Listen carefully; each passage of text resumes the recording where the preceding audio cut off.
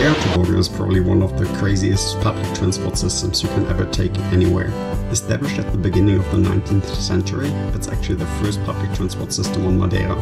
By now it has become one of the most famous tourist attractions on Madeira. Presently it costs around 30 euros for a sled of 2. Even on a rainy day you might find a small queue.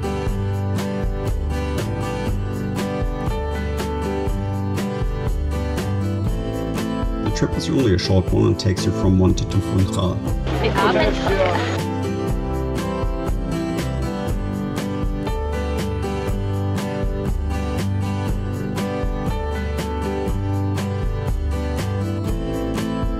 It's fun on a rainy day, but on a sunny day the sleds go much faster.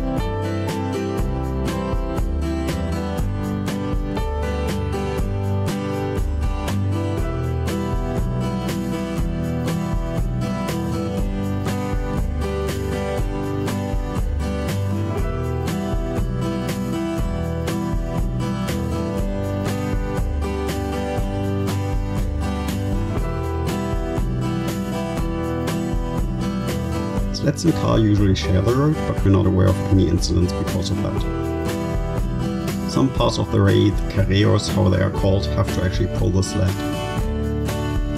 After about 3 kilometers you'll reach this midpoint along the hill. From here you have to walk down or take a bus. There's also taxis available, but we found them to be quite expensive. To get up to the start and to the botanical garden, you can take the gondola from the harbor.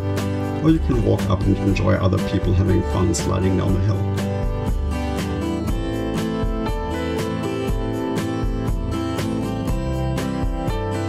With fair warning though, the roads get really slippery in the rain. Thank you so much for watching. We hope you enjoyed our little video. If you did, please subscribe for future content. See you around next time.